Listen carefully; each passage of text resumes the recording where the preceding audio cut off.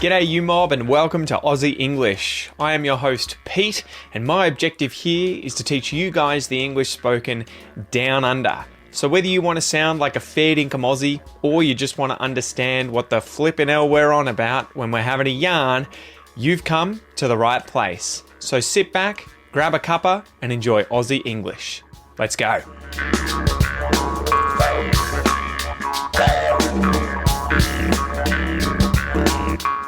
G'day you mob, how's it going? Welcome to this episode of Aussie English, the number one place for anyone and everyone wanting to learn Australian English. I am your host Pete, and it is another expression episode today where I'm going to teach you to use the expression to do the heavy lifting. To do the heavy lifting. I wonder if you've heard this one before. Before we get into that, guys, don't forget, if you want the transcripts to these podcast episodes, if you want the bonus episodes, if you want access to the premium podcast player so you can read and listen at the same time, be sure to sign up for the premium podcast at aussieenglish.com.au/podcast. So go check that out.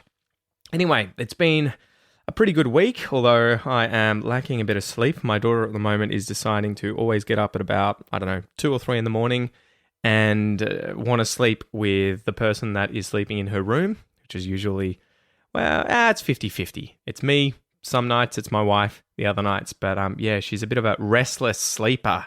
She's always moving around, slapping your face, making noises, kicking, turning around, and it's just keeps you awake forever. So battling with sleep deprivation at the moment, my wife and we are both battling with sleep deprivation. Anyway, I hope you guys have been having an amazing week. Let's get into today's Q&A, question and answer. And this one comes from Isthar on Instagram. Thank you for the question, Isthar. So the question was, what's your favorite Brazilian food? So this is a good question. And there are quite a lot of good foods. And I found this, it doesn't matter what culture, what ethnicity, there's always good food. I think humans in general like food, right? We love food, and there just tends to always be something that is worth eating in pretty much every single culture around the world. I would bet money on it, and Brazil is no different. So if I had to put it down to one or two things, it's not easy. Coxinha. So coxinha, Coxinha, coxinha. This means little thigh, and it is sort of like a deep fried food with chicken on the inside. Sometimes I think there might be a sauce or cheese as well in there. I'm not sure, but generally it's one of these sort of deep fried foods with chicken meat in the middle. So I love these with tomato sauce, and most Brazilians are probably going to be like, "What the hell, dude?" But you guys eat pizza with tomato sauce, so judge not. And the other one would be pão de queijo.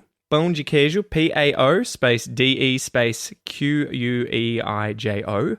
Pão de queijo is cheese bread in English, and I like having this. You heat this up in the oven.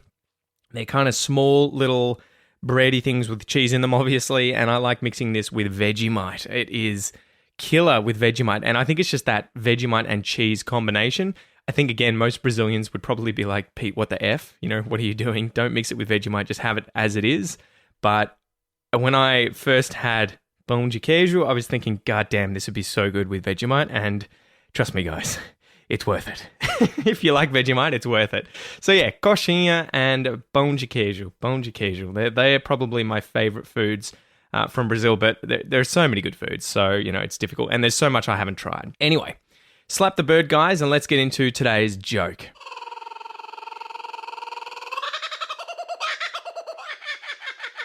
So today's joke is, why was the farmer kicked out of the gym?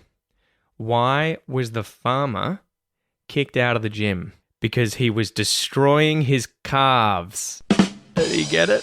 He was destroying his calves. Ooh. So the joke here is on the word calf, or, calves for plural, calf for singular. If we talk about your calf as in part of your body, it is the lower portion of your leg, and it's that meaty muscle behind your leg. So lower than your knee, right? That is your calf. Your calf muscle, or muscles. There's probably multiple muscles in there, but that's your calf, right? Your calf. And so if you're doing a lot of steps, if you're climbing up stairs, you're probably going to destroy your calves, right? And we use destroy here when you go to the gym to mean like you're doing a lot of, not permanent damage to them, but you're working them really hard, right? You're going to feel really sore as a result. So oh man, I went to the gym and I destroyed my calves today. It was amazing. They're going to be huge calves. But if we talk about a farmer and his calves, usually we're not going to be talking about his lower legs. We're going to be talking about baby cows. And a baby cow is a calf, C-A-L-F, calf, and that L is silent. And the plural is calves, with the V sound now, the V, calves, and the L is still silent. So a calf, two calves. So there you go. That's the joke. Why was the farmer kicked out of the gym? He was destroying his calves. Anyway, let's get into the expression. Today's expression is to do the heavy lifting. To do the heavy lifting. Hopefully you saw how I tied in the joke with heavy lifting, right? You might go to the gym and do some heavy lifting, and you may also destroy your calves there. So the expression, to do the heavy lifting, let's break down the different words in this expression. I'll tell you what it means. We'll go through some examples of how to use this in day-to-day English. We'll do a little pronunciation exercise, and then finally we'll finish up with a listening comprehension exercise from an Australian TV show. Okay, so to do. I'm sure you'll know the verb to do, right? To perform an action. What are you currently doing? What's the action you're currently performing? I'm doing the cleaning at home. That's the action I'm doing. I am cleaning the house. That's what I'm doing. I am doing the cleaning. I am cleaning. This is the definitive article, right? So the specific thing. I can see the fence outside, right? My house's fence, it's the fence that I can see. It is the specific fence, the. Heavy. This is of great weight, right? Something that is difficult to lift or move. It is very heavy. My car is heavy. I can't lift my car. There's a huge stone in the front of my garden, right? And it's heavy. I can't lift it. It's very, very, very weighty. And lifting, again, I'm sure you'll know this word. Lifting is the action of picking something up, elevating something. You lift that thing, that is to pick it up. So to do the heavy lifting. So literally here, it would mean, that you are lifting up the heavy part of something. So like if you were with two people and you guys had to move a lot of objects, if you are literally doing the heavy lifting, it would be like you're lifting up all the heavy stuff and your friend's lifting up all the light stuff. So that's the literal meaning. Figuratively, it is to do the most work, that is involved in achieving something. So to do the most difficult part of a task, whether it is physically difficult, mentally difficult, psychologically or emotionally difficult, it doesn't matter.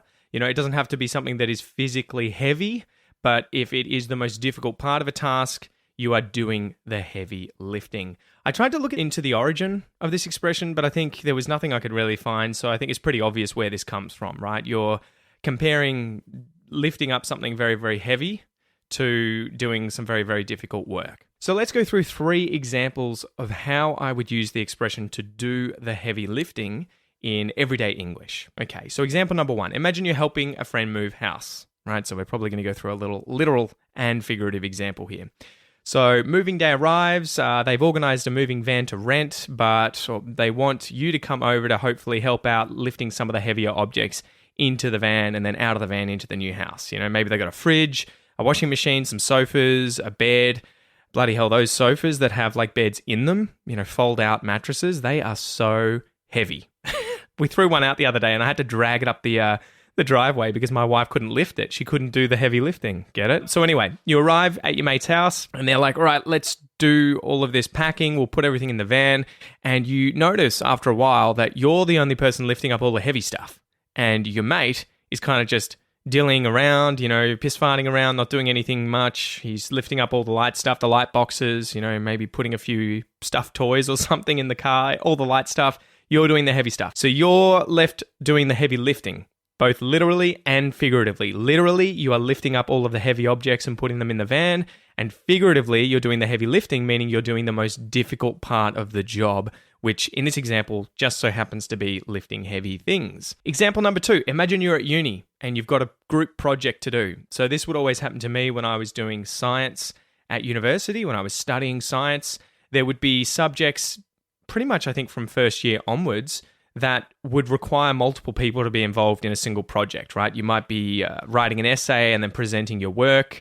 You might be constructing something. You might be doing an experiment. But you were having to do it with a group of people and you were given a mark all together, as a result of your work.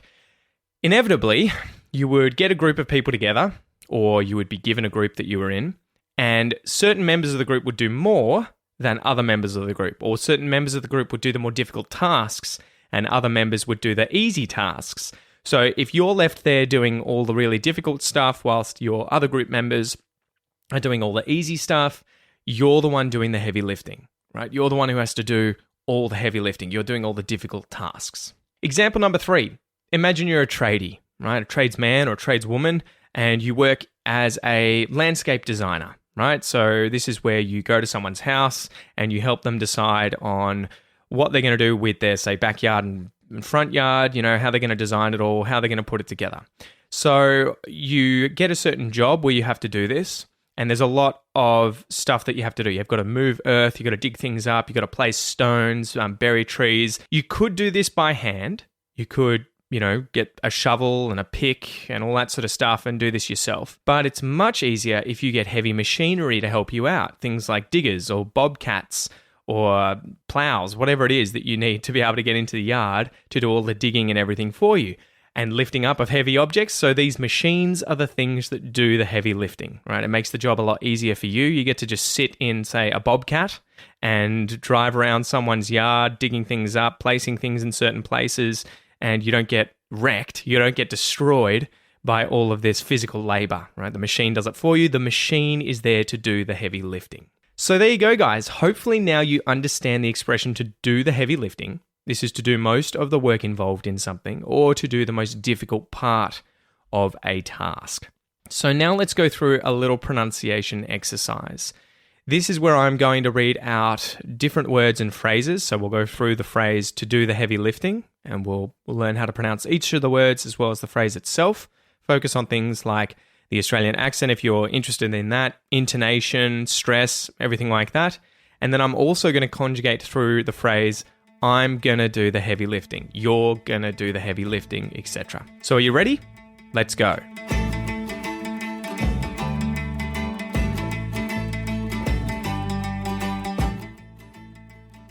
To do. To do the. To do the heavy. To do the heavy lifting. To do the heavy lifting. To do the heavy lifting. To do the heavy lifting. To do the heavy lifting. I'm gonna do the heavy lifting. You're gonna do the heavy lifting. He's gonna do the heavy lifting. She's gonna do the heavy lifting. We're gonna do the heavy lifting.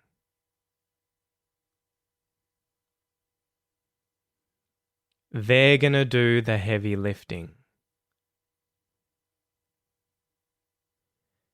It's gonna do the heavy lifting. Good work, guys. So let's go through a little bit of what's going on in these phrases. To do the heavy lifting. To do the heavy lifting. Can you hear which which words are being stressed in this phrase? To do the heavy lifting. To do the heavy lifting. So it's all of the important words in the phrase. It is do, the verb, heavy, an adjective, and then lifting, a noun here, or the gerund. To do the heavy lifting. Da, da, da, da, da, da, da. To do the heavy lifting. And in the words heavy and lifting, which syllables are being stressed? Heavy, lifting. It's the first syllable in each word, right? You're not saying heavy lifting, you're saying heavy lifting. Lastly, you may hear from time to time, especially Australians, reducing ing at the ends of words like lifting to just un. So like a schwa n sound. Un. To do the heavy liftin'. So you'll hear them really reduce that second syllable. Liftin'. Instead of lifting, right? Or lifting. To do the heavy liftin'. Done.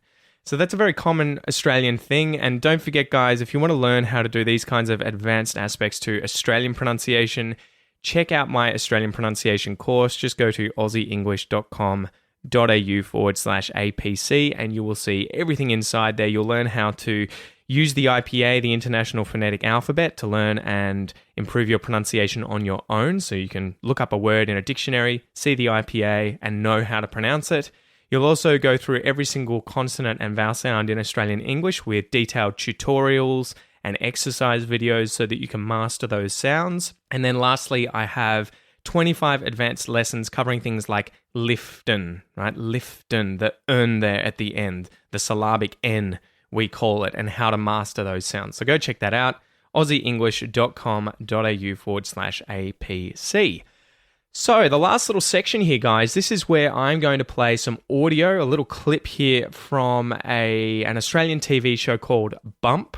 And the excerpt from this show is an Australian comedy drama series about Olympia, or Ollie, an overachieving 17-year-old student who knows exactly where she's going. Ollie and her friend Reema, Reema, share an ambitious 10-year plan. Top grades, international relations at a university, work for the UN and save the world. But an unplanned pregnancy changes everything. So there you go. It's an interesting story about teenage girls, one of them who's obviously a very high achiever and she suddenly gets pregnant. So yeah, the rules of the game today are that I'm going to play you 2 clips. It's one clip. I'm going to play you twice so that you can hopefully listen and write down what you hear, okay? The answer will be in the transcript for today's episode if you're a premium podcast member, and it will also be in the free worksheet if you want to download that from the podcast episode page, and you'll see it there at the bottom. There's also a section in the worksheet where you can print out the worksheet and write what you think you hear in this little exercise, okay? So are you ready for the first playthrough? Here we go. Is it possible she's pregnant? No. No way. Can I just have a quick feel? I think you might be having a baby. No, she's not. No way, fuck that. Good job, guys. Good job. How'd you go? Did you get all of it? Time for the second playthrough. Is it possible she's pregnant? No. No way. Can I just have a quick feel? I think you might be having a baby. No, she's not. No way, fuck that. All right, awesome work, guys. I hope you enjoyed this episode. I hope to chat to you all soon. I hope you have a great week. And yeah, I will see you next time. All the best.